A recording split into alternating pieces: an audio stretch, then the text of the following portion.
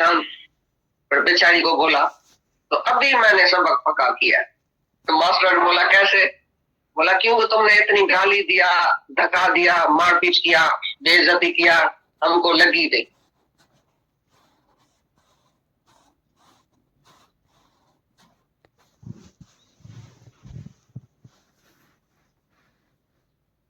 और है जखड़ा जाल।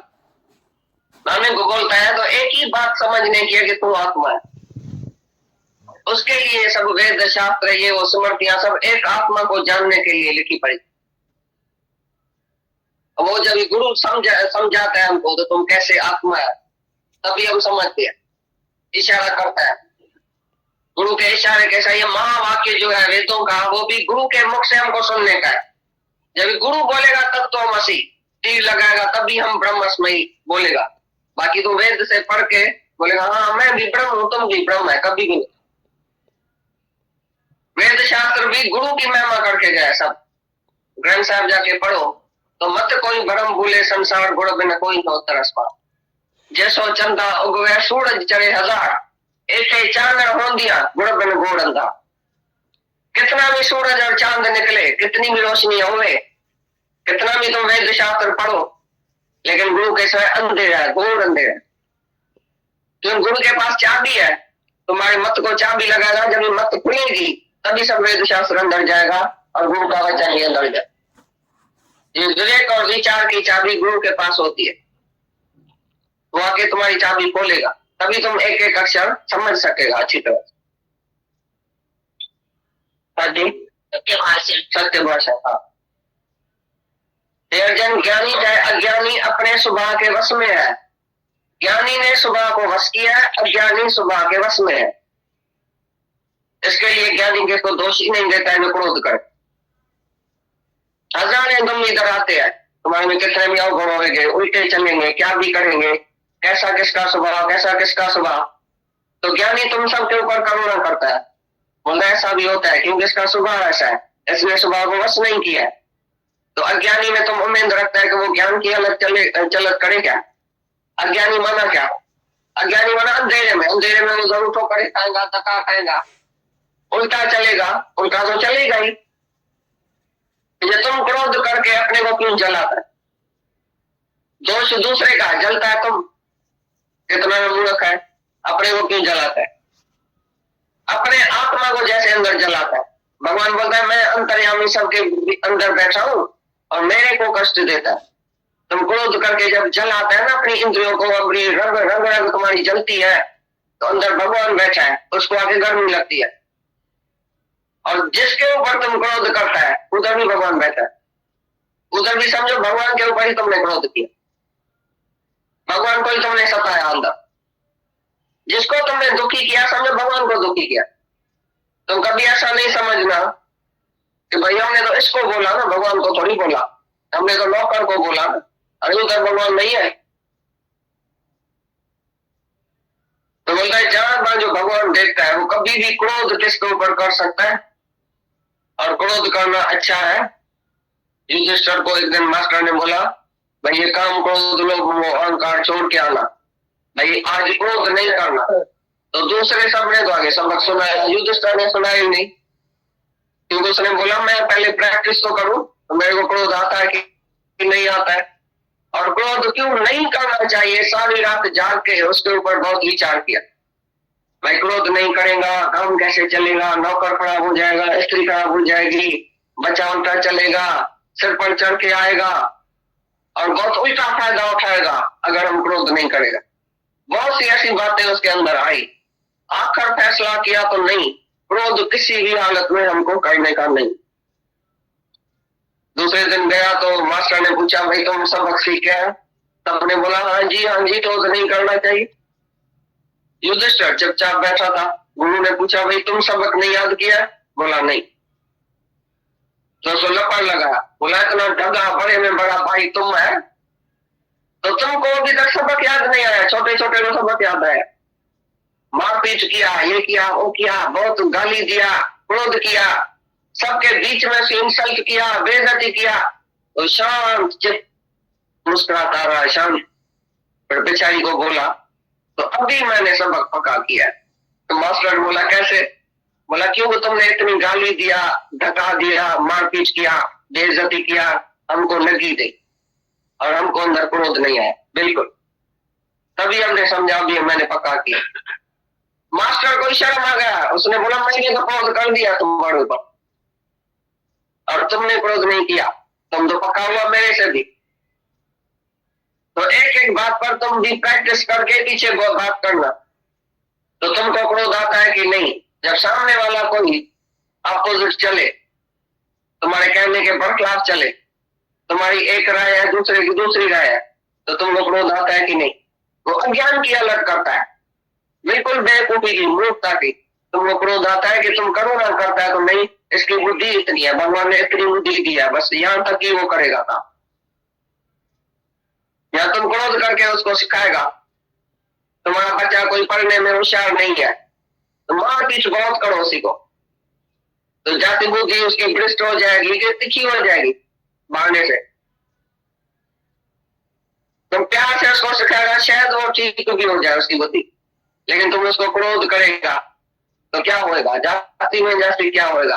पहले तो तुम्हारा नुकसान है, तुम्हारे को हाई ब्लड प्रेशर या लो ब्लड प्रेशर जरूर होएगा क्रोध करने से।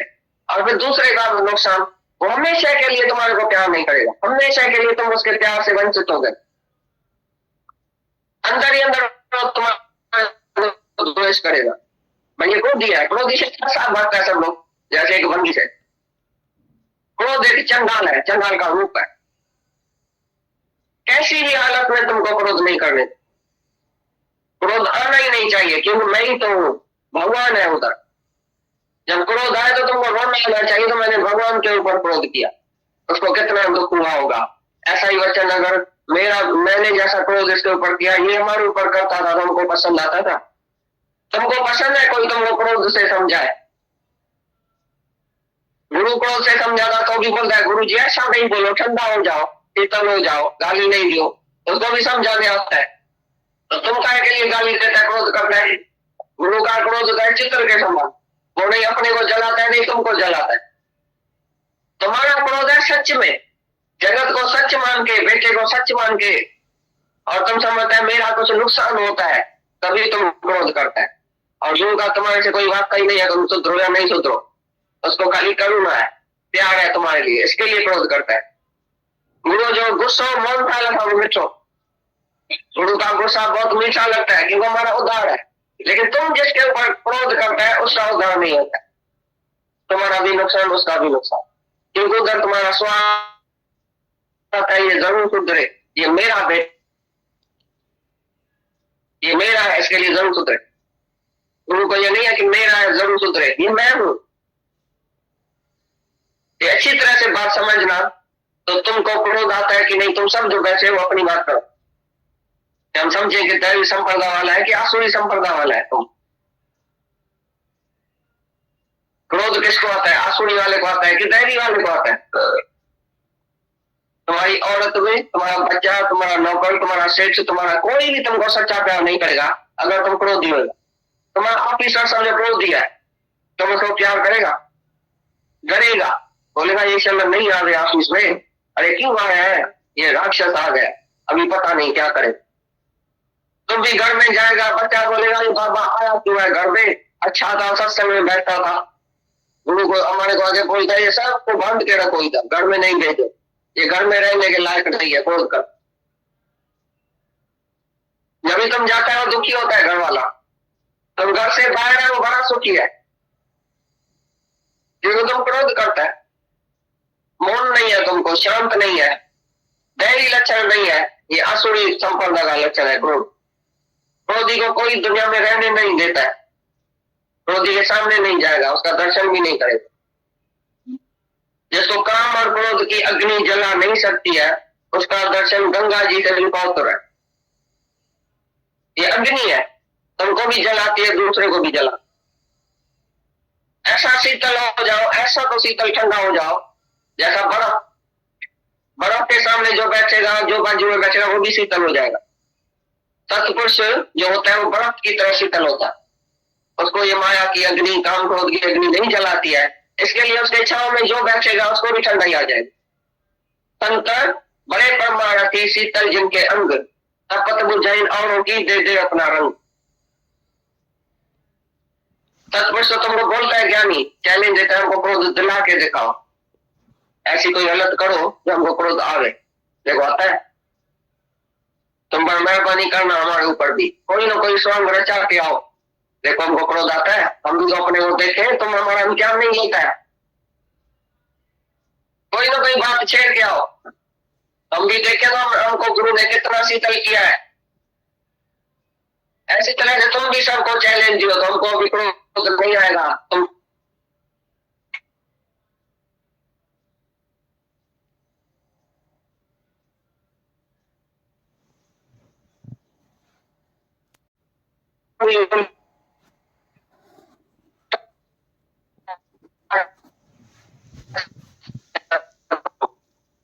तुम्हारी राम चलन है, हम तुम्हारे सुशक को बोल दियो, अभी हमको कोई भी काम और क्रोध नहीं होगा, वो अग्नि हमारी अभी शांत हो गई।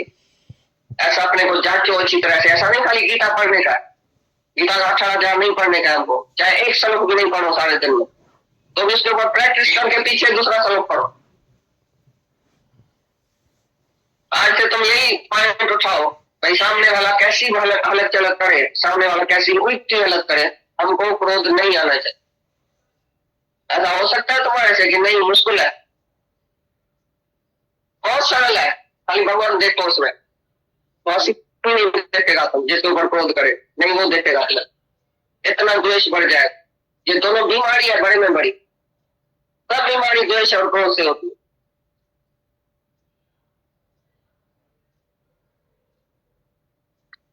किया मैं शांत नहीं रह सकता था, इसके लिए उसको निकाला। तुम किसके ऊपर दया करता है तो तुम समझ रहे मैंने इसके ऊपर मेहरबानी किया, लेकिन तुमने अपने ऊपर मेहरबानी किया, क्योंकि तुम किसको दुखी देख के सह न सका, कभी उसका दुख मिटाया, और तुम मैंने इसका दुख मिटाया, मैंने इसको मदद किया, मैंने इसको ऐसा किया, तो तुम और वो दो हो गया। जो बोलते हैं मैं अपने को शांत करता हूं, उसका कभी कर्म बना? जब जी दूसरे को शांत करता है, दूसरे को मदद करता है, दूसरे को दया करता है, बेचारा गरीब है ना, मैं हूं शाहूकार, मैं इसको दान देता हूं, क्योंकि ये गरीब है, मैं इसको मदद करता हूँ, क्यों मेरे को ये मिलेगा ना वापसी में, स्वर्ग में हमारी टिकट जो रिजर्वेशन हो जाएगी ना, इसके लिए मैं सत्कर्म करता हूँ, मैं दया दान तप स्वर्ग के लिए करता हूँ, क्योंकि मेरे को टिकट मिलेगी स्वर्ग की। तो जो हेतु रहत दया करता है, कोई हेतु नहीं रखता है अंदर में, कारण नहीं है कोई की दया का, क्यों करना? पर इधर मैं हूं, जैसे मैं अपने को शांत करने के लिए कुछ भी यत्न करता हूं, ऐसे मैं इसको शांत करता हूं, मैं अपने को करता हूं, ये सब मैं ही हूं, मेरा ही स्वरूप है। तो ये करुणा जो है, सच्ची दया, ये जैसे अपने ऊपर, दूसरे के ऊपर नहीं। दया मना अपने ऊपर, दया मना याद, जिसको परमात्मा की याद है उसने दया किया, तो ये सब भगवान भगवान। दूसरे के ऊपर दया करेगा, तो जैसे भरत ऋषि ने हरण के ऊपर दया किया, तो उसके मुंह में जन्म मरण के चक्कर में आया। यह दूसरे के ऊपर दया करना, भाई ये कहानी है, गाड़ी मर गई, बच्चे को छोड़ के गई, उस बच्चे को लेके संत जो है वो घर में गया, हरणी के बच्चे को लेके उसको पाला पोसा बड़ा किया, तो उसमें मोह पड़ गया। अचानक एक दिन वो हरण जो है वो दूसरे हरण के जंग में चला गया, तो इस संत का ध्यान धारणा समाधि ये वो सब छूट गया, क्योंकि सारा टाइम हरण हरण करने लगा। बेचारा किधर गया होगा, बेचारा मर तो नहीं गया होगा, ये मेरा हरण था। जैसे अपने बेटे बेटी में होती है ना मोह, ऐसे इसको हरण में जाके मोह पड़ा, क्योंकि दूसरा समझ के द्वैत में उसने दया किया। तुम भी किसी के ऊपर दया करेगा, उसके मोह में जरूर फंसे। तो दया द्वैत में नहीं करना, दया अपने आप के ऊपर करना। तभी हम बोलते हैं दान और दया नहीं करो, क्योंकि तुम द्वैत में खड़ा है। दूसरे के ऊपर तुम दया करता है, दूसरे को दान देता है, तो तुम फंसेगा, कर्म बनेगा, मोह में फंसेगा। लेकिन जो अपने ऊपर दया करता है, अपने ऊपर करुणा करता है, कृपा भी अपने ऊपर करता है, दूसरा देखता ही नहीं है, वो कहाँ फंसेगा लोग। नहीं तो दया में अहंकार भी आता है, क्योंकि द्वैत में दया करेगा। दया धर्म का मूल है, नर्क मूल अभिमान। अभिमान से जो तुम दया करता है तो नर्क का मूल है तुम्हारी दया। मैं दयावान हूं, मैं दया करता हूं, किसके ऊपर? दूसरे के ऊपर। ये तुम्हारा कर्म बन गया। तो दया करना अपने ऊपर बिना हेतु के, बिना किसी कारण के, क्योंकि इधर मैं हूं, जैसे मैं अपने ऊपर दया करता हूं तो ये भी मैं ही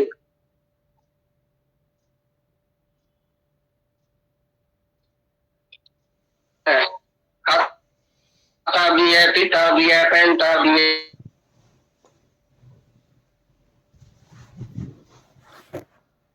इंद्रिया विषय में वर्त रही है, लेकिन वो इंद्रियों से, मन से, विषय से ऊपर है। आंख का धर्म है देखना, जरूर देखेगी, लेकिन क्या देखेगी?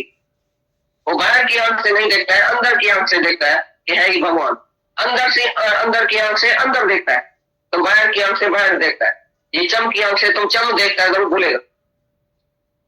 लेकिन ज्ञानी भी देखता है, ऐसा देखता है जैसे मरी हुई मुर्दे की आंख क्या देखती है, जगत है ही नहीं। ऐसी तरह से ज्ञानी की आंख क्या देखती है? जगत नहीं है, ये फलाना नहीं है, ये टीरा नहीं है, ये मर्द नहीं है, ये स्त्री नहीं है, ये बच्चा नहीं है, ये भगवान है। तो उसकी विषय कभी कभी इंद्रिया विषय में जाएगी भी तो अटकेगी नहीं उसमें। जो भी दिखाई देता है उसमें तुम अटक जाता है। ये बड़ा अच्छा है, ये बड़ा सुंदर है, ये मेरा है, ये अच्छा है, ये दूसरा है, मैं दूसरा हूं। द्वैत में जाएगा, जरूर गिरेगा। अज्ञानी एक एक चीज में अटक जाता है, जिसके साथ बात किया अटक गया, देखा अटक गया। एक लड़का पिंपड़ी पुणे के बाजू में एक शहर छोटा, उधर से कल्याण में आता था 10 साल रोज एक लड़की को खाली देखने के लिए, क्योंकि उसे ये वक्त काम तो क्या हुआ, तो भगवान करिए कभी तो हम कार्य है ना, मैं काम करता हूँ, मेरे दिन काम करने देता है भगवान। मैं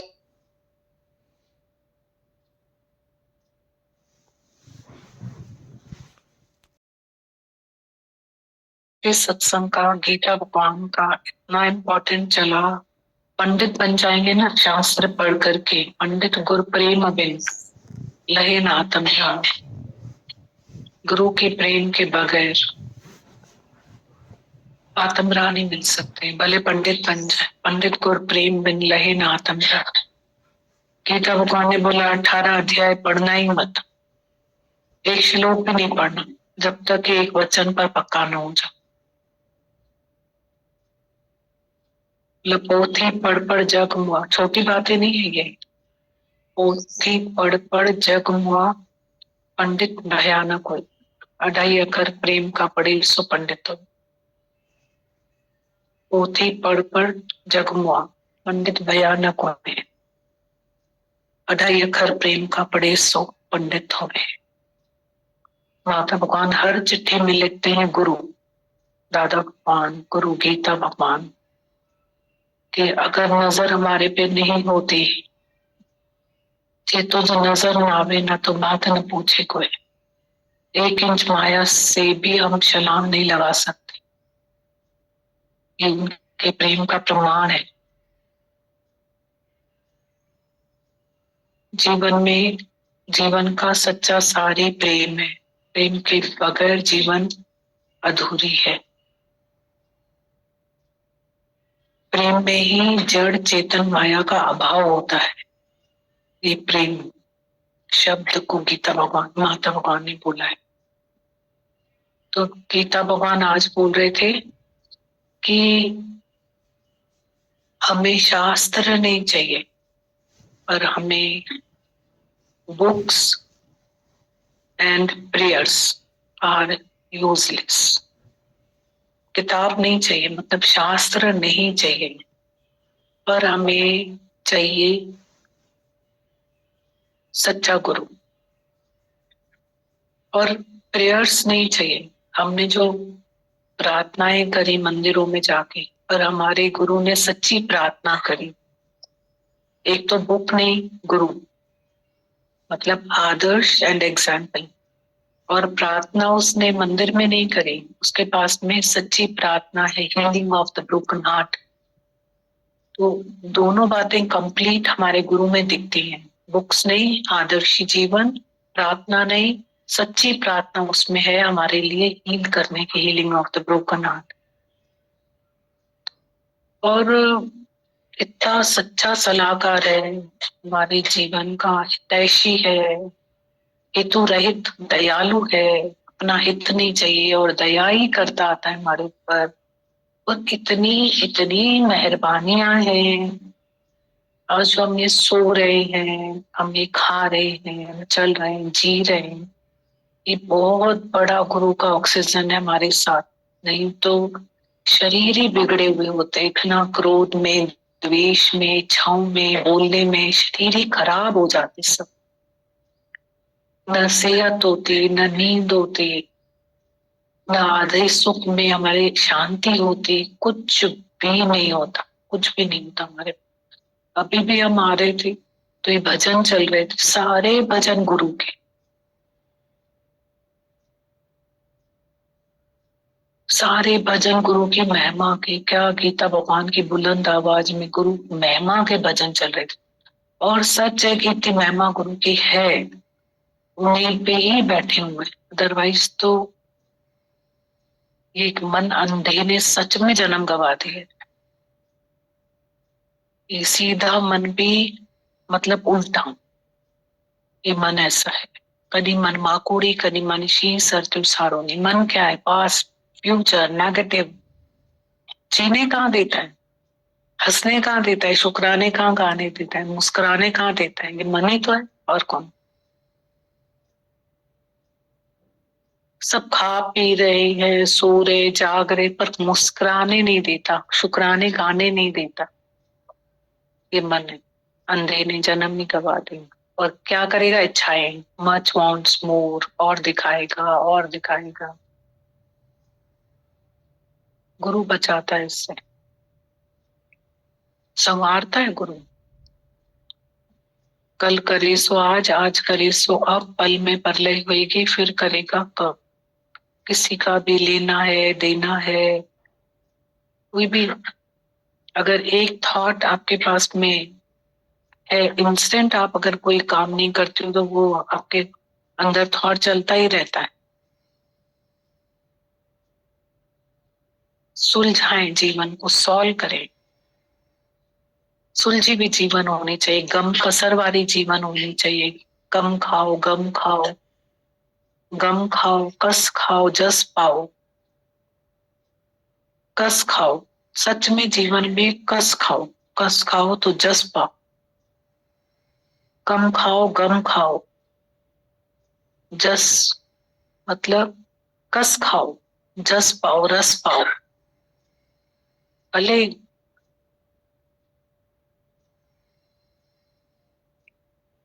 गीता भगवान हमेशा कहते हैं, तराजू का कौन सा पलड़ा लोगे, हल्का पलड़ा ले लो। भले जीवन सॉल्व करो अपनी। बहुत अच्छी बातें बता रहे थे कि गुरु के बगैर हमारा विवेक, विचार एंड वैराग्य इज वांटेड।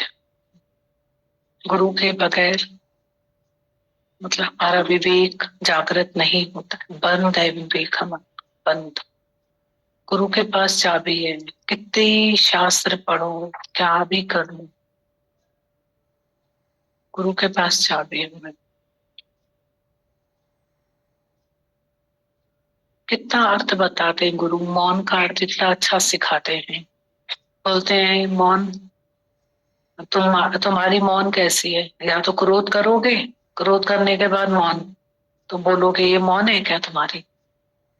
मौन कैसी होनी चाहिए? सुखद मौन। पता है मौन में बोलना भी आता है।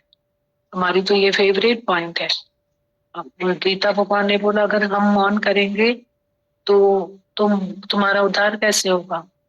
और हमारा बोलना ही मौन है। दादा भगवान को किसी ने बोला फिलहाल संत इतने महीने तक मौन में बैठेंगे, आप नहीं बैठते हो क्या? बोला मैं बोलता कब हूँ, मैं बोलूं तो मौन करूं, मैं बोलता ही नहीं हूं तो मौन कब करूं? क्या लाजवाब जवाब। बोला संत ने लिखा कि ये मेरा वो शेड्यूल है, मैं यहाँ पहुंचूंगा, इतने बजे ये करूंगा, इतने बजे ये करूंगा, इतने बजे ये करूंगा। दादा भगवान ने बोला मैं तो बताता हूँ ना तुम्हें कि मैं सीढ़ी उतरूंगा, हुक्म मुझे यहाँ, मैं यहाँ जाने का सोचा मैंने, हुक्म मुझे यहाँ लेके गए। क्या लिखूं पेपर में? ये यहाँ पहुंचूंगा, वहां पहुंचूंगा, ये करूंगा, वो करूंगा, वो करूंगा, वो करूंगा, ये कर।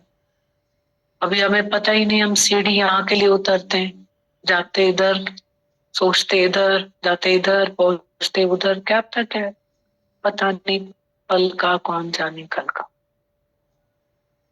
मता पंहिंजी तूं हलाए हलाए जी छा बनती, जब ॾाढो धणी अथई जब ॾाढो थो घुमे अंदर हर कोई, बाहर घुमे न कोई, नानक हुक्म जय बुझे तो हमें कहने को। इन सब बातों से कुछ भी नहीं है। कहने का तात्पर्य है कि जिसको हम इतनी वैल्यू देते हैं, इसमें कुछ भी नहीं है, ज्ञान ही नहीं है। बहुत अच्छा गीता भगवान ने एक श्लोक बोला भी इसके बाद। एक तो ये बोला कि गुरु बिगर गत नहीं, गुरु बिन घोर अंधियारा, गुरु बिन कोई न उतरस पार। दूसरा श्लोक उन्होंने बहुत अच्छा इम्पोर्टेंट आज के सत्संग का बोला, ज्ञानी अपने स्वभाव को भाव से वश कर सकता है पर अज्ञानी नहीं। अज्ञानी अपने स्वभाव को भाव से वश नहीं कर सकता है, उसके पास वो भाव ही नहीं, तो व्यर्थ हम हट क्यों करते हैं कि ये ऐसा चले, ये ऐसा करे।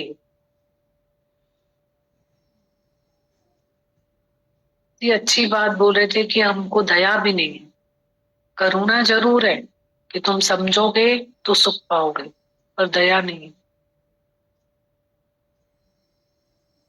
तो कितना अच्छा सिखा रहे थे कि तुम तो किसी के ऊपर भी, किसी के स्वभाव के ऊपर भी क्रोध कर दोगे, तुम्हारा क्या काम है? Why you burn your blood with them sticks of it. पूरा वाणी है ना ये जो चल रही है 3 दिन से, सैटरडे संडे मंडे, आज तीसरा दिन है, पूरा ग्रस्त। कैसे हम ग्रस्त को स्वर्ग बनाए, पूरा ग्रस्त। और गृहस्थ स्वर्ग मतलब अपनी जीवन हम कैसे स्वर्ग बनाए।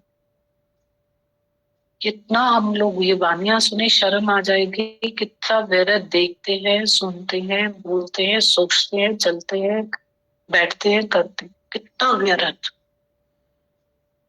मतलब हमें सच में मतलब काम ही नहीं है हमारा, वैसा वैसा हमारा दिमाग चलता है। इसलिए गुरु बोलता है भजन में, वाणी में अपने आप को गुम रखो या किसी के साथ मशगूल रखो अपने, ऐसे बैठो नहीं, ये चलता रहेगा नहीं। मुंहिंजी जीवन यस्विनी सतगुरु तो बढ़ाइया, काम मिले तो बढ़ाइया, सुन तो बढ़ाइया। अभी हम यहाँ 1 घंटा आए हैं, कोई 1.25 घंटा, कोई 1.5 घंटा। अब इसके बाद में हम कल सुबह को यहाँ पे आएंगे, पर इसकी हम खाना खाते रात को, रात भर उसकी ताकत हमारे साथ रहेगी। अभी हम ये 1 घंटे का सत्संग लेके यहाँ से चले जाएंगे। अभी हमको फिर गुरु बोलता है तुम उल्टे खड़े हो जाओ, सीधे खड़े हो जाओ, ये करो वो करो, जाके कुछ बोलता है करो, जाओ अपना काम करो, जाकर के सब में भगवान देखो, ज्ञान की रोशनी के साथ काम करो। कठिनाई क्या है, मुश्किल क्या है? कितना मुश्किल बना के रख दिया है सत्संग में आने में, मुश्किल आते लगती है। क्या मुश्किल है? ठंडा हो जाता है उमंग, आते आते ही नहीं आते, बैठ जाते, सेकेंडरी रखते सत्संग को। क्या करना, क्या है जितना आराम, मतलब कहीं भी दर्द होगा ना, इधर आके बैठो दर्द उतर जाता है, ये पक्की बात। कोई भी दर्द लेकर आओ, इस ऐसी थेरेपी है यहाँ पे। हेडेक लेकर आओ, कुछ और लेकर आओ, मन का दर्द लेकर आओ, कोई और कुछ लेकर आओ, खफा लेकर आओ, चिंता लेकर आओ, कुछ और लेकर आओ, यहाँ से जाओ वैसे नहीं जाओ। बिल्कुल ये पक्की बात है कि आप चेंज हो जाओगे।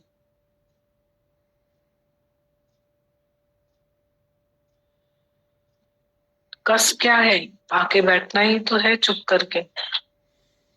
कुछ यहाँ पे तो है ही नहीं, एग्जाम तो होती नहीं है यहाँ पे, कुछ हमको डांट तो पड़ती नहीं है यहाँ पे, प्यार ही प्यार है।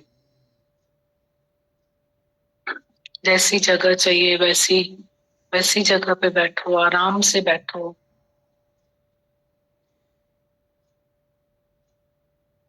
उस दिन हम किसी की बात चल रही थी, कोई बता रहा था कि ऐसे ही वो बोल रहे थे कि अभी वो नहीं आ रहे, तो मैंने कहा ऐसे ही बात वो बता रहे थे, बोला किसी ने उनको बोला कि यहाँ से उठ के वहां बैठो, तो उस पे नहीं आ रहे।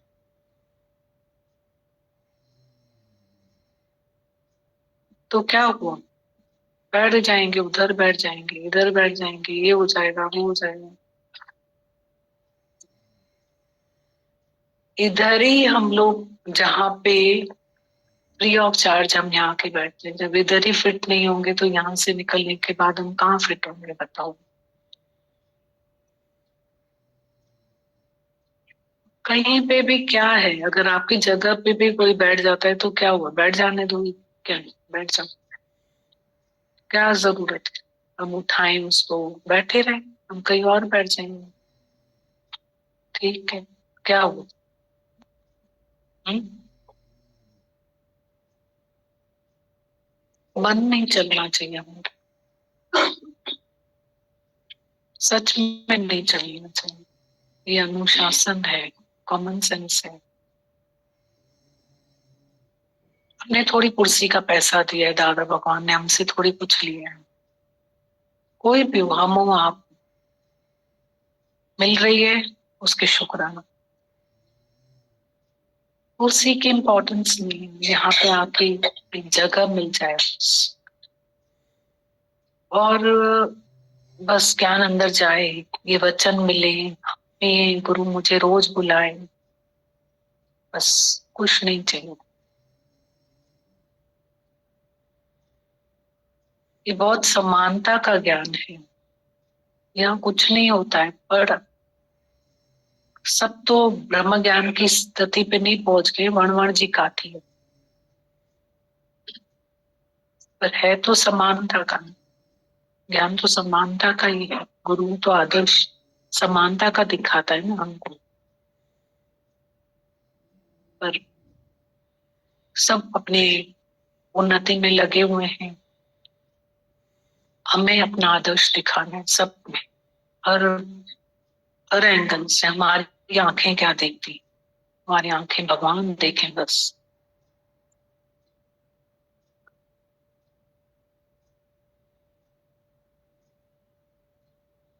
उनसे पूछो जो यहाँ नहीं आ पाते, वो यहाँ नहीं आ पाते। कल भी हमारे हमको पाकिस्तान से फोन आया, एक कितनी देर बात करी उन्होंने, मतलब उनकी तड़फ को मैं बयान नहीं कर सकती, कितनी उनमें तड़फ है सत्संग हॉल में बैठने की, कितनी उनकी तड़फ है कि एक एक बच्चे को वो यहाँ लाके बिठा दें। सच में वो माँ नहीं है, माता मदाल सन, और उन्होंने बिठाया भी एक एक अपने बच्चे को यहाँ। कोई कितनी करुणा है बच्चों के लिए। तो ऐसा एक एक का जो तड़फ देखकर ऐसा लगता है कितने भाग्यशाली हम लोगों को माता भगवान ने यहाँ पे बिठाया हो। बहुत शुक्राने हैं उनके, हम भी शुक्रानों से बैठेंगे यहाँ पे आगे से, जहां भी जगह मिले, जैसे भी मिले, शुक्राने उनके बिठा रहे हैं हमें, बहुत शुक्राने हैं। आज मंडे है, जगदीश भैया बात करेंगे।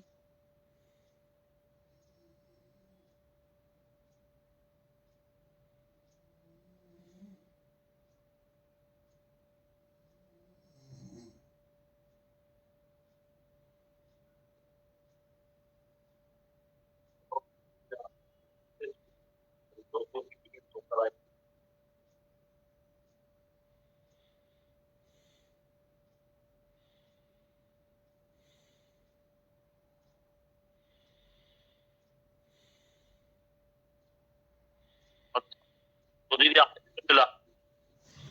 देखो दीदी, वो बोला रविदास जी की साखी पढ़ी थी। रविदास जी को भगवान ने पारस देने की बहुत कोशिश की, मगर भगत ने उसको ठुकरा दिया। ऐसे महापुरुषों और भक्तों के लिए गुरबाणी भी गवाही देती है, तैसा स्वर्ग तैसी उस माटी, जैसा स्वर्ण तैसी उस माटी, तैसा अमृत तैसी बेख घाटी, तैसा मान तैसा अभिमान, तैसा रंग तैसा राजान, जो वर्ताए साई जुगत, नानक ओ पुरख कहिए जीवन मुकत। गुरु साहब गुरबाणी में लिखते हैं कि प्रभु के भगत के लिए जैसा सोना होता है वैसी ही मिट्टी होती है, उसके लिए अमृत और विष एक समान है। उसके लिए जैसा मान वैसा अपमान होता है। सच्चे भक्त के लिए गरीब और राजा एक जैसे होते हैं, और जो ऐसी युक्ति के साथ वर्तन करता है, गुरु साहब फरमाते हैं, वही इंसान जीवन मुक्त कहलाता है। जो वर्ताए साई जुगत, नानक ओ पुरख कहिए जीवन मुकत। रविदास जी ने भी वही युक्ति अपनाई और साधु रूपी भगवान को उनके पारस के साथ वापस लौटा दिया। लेकिन भगवान ने पक्का फैसला कर लिया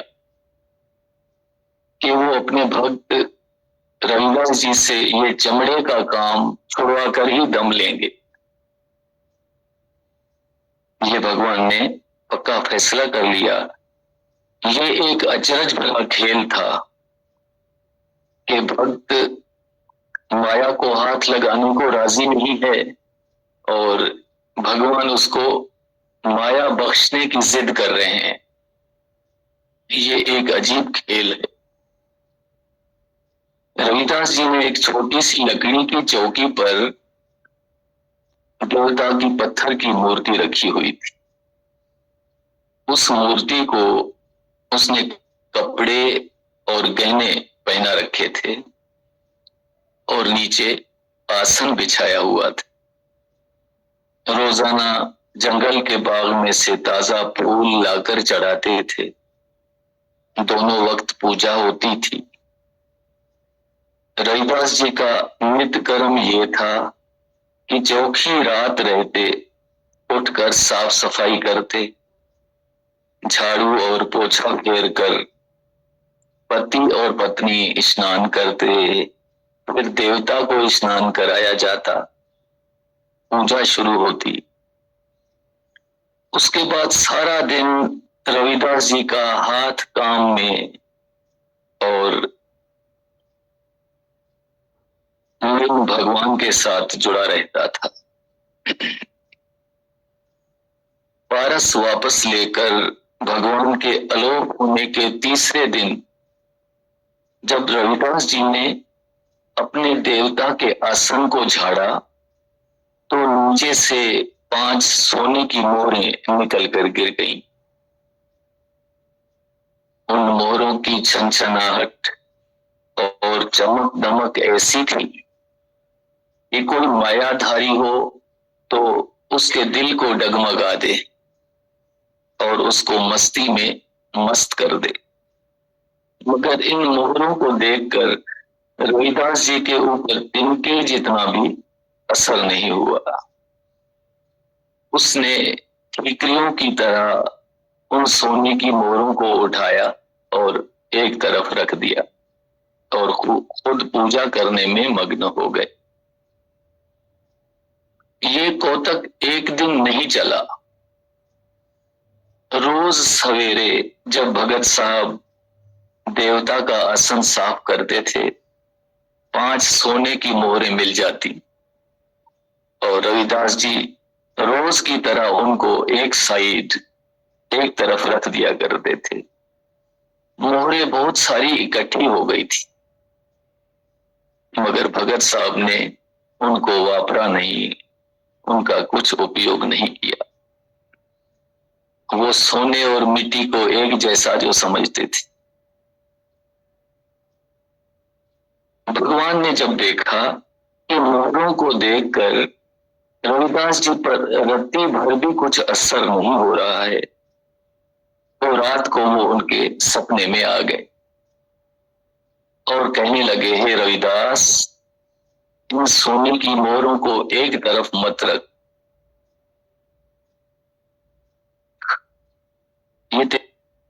देवता जिसकी तू पूजा करता है वो तभी खुश रह सकता है जब सोने की इन मोहरों से तू उसके लिए एक मंदिर बनवाए, उसकी बड़ी और सुंदर मूर्ति रखे, आए गए श्रद्धालुओं के लिए सराय तैयार करवाए। तू चिंता मत कर, जब तक तेरी जरूरतें पूरी नहीं हो जाती तब तक मोहरें मिलती रहेंगी। कोई ना कोई शाहूकार भी आकर इस काम में तेरी सहायता करेगा ताकि लोगों में ये चर्चा ना हो कि चमार रविदास को इतना धन कहां से मिल गया। डरो मत, अपने देवता की अच्छे से पूजा करो। ये सपना देखकर एकदम रविदास जी की नींद खुल गई। उठकर बैठ गया, जबान राम राम राम राम रट रही थी। उसने अपनी पत्नी को सपने की सारी बात सुना दी। उसकी पत्नी बहुत गुणवंती और सयानी थी। उसने हाथ जोड़कर अपने पति को सलाह दी, स्वामी जी, जैसे भगवान की इच्छा हो हमें वैसे ही करना चाहिए। यदि कुछ संकोच हो तो गुरु रामानंद जी से पूछ लीजिए। भगवान की कृपा हो रही है, वो स्वयं आपसे ये कार्य करवाना चाहते हैं। हमें भगवान को नाराज नहीं करना चाहिए। अच्छा ठीक है, जैसे मेरे प्रभु की इच्छा होगी मैं वैसे ही करूंगा, रविदास जी ने उत्तर दिया। सुबह हुई, एक सेठ जी आकर बैठ गए रविदास जी के चरणों में। उसने मोहरों की थैलियां रविदास जी के आगे रखी और मत्था टेका। मत्था टेकने के बाद वो दोनों हाथ जोड़कर विनती करने लगा, हे प्रभु, आपकी कृपा से मेरे घर में बालक हुआ है। मैं पुत्र का मुख देखने के लिए मछली की तरह तड़प रहा था। मैंने आपकी शोभा सुन रखी थी। एक दिन मैं आपके घर के बाहर से गुजर रहा था तो मैंने मन ही मन में ये मन्नत मांगी कि अगर मेरे घर पुत्र होगा तो मैं इस संत के लिए एक मंदिर बनवाऊंगा। 10 महीने के बाद मेरी ये इच्छा पूरी हो गई है। गुलाब के फूल जैसा बालक मेरे घर पर आया है। मैं ये धन लेकर हाजिर हुआ हूं। प्रभु, मुझे मेरी मन्नत पूरी करने के लिए सेवा बख्शो, आज्ञा करो।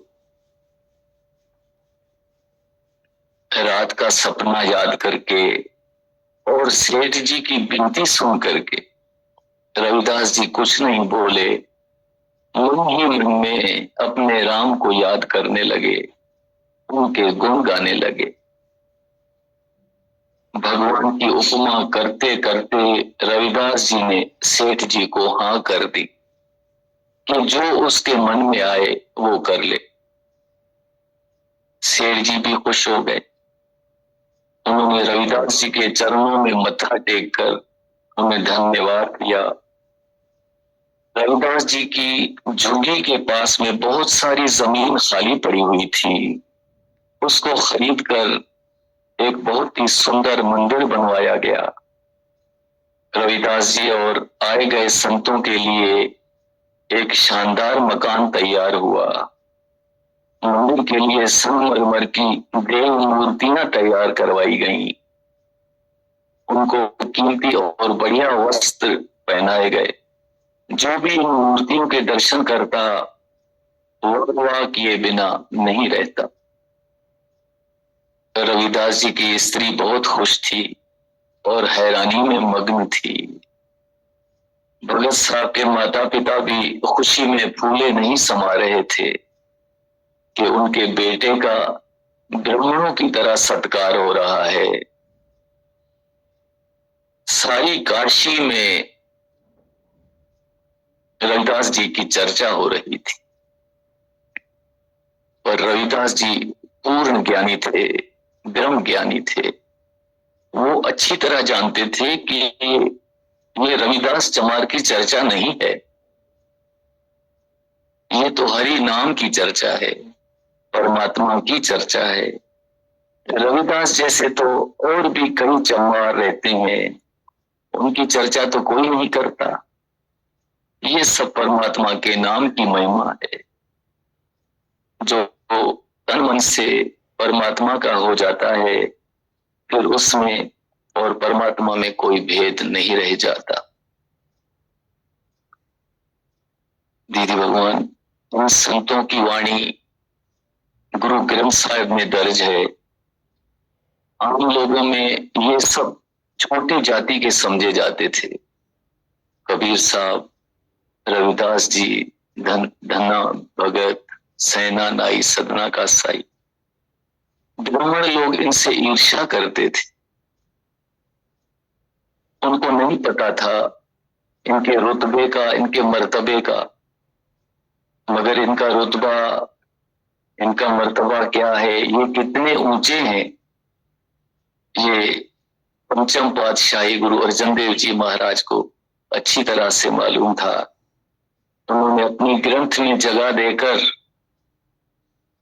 गुरु साहब ने हम लोगों को कितना ऊंचा संदेश दिया है। इन संतों ने भी कमाइयां की हैं, इसलिए इनकी बातें सीधे दिल में उतर जाती हैं। बहुत सारे शुक्राने।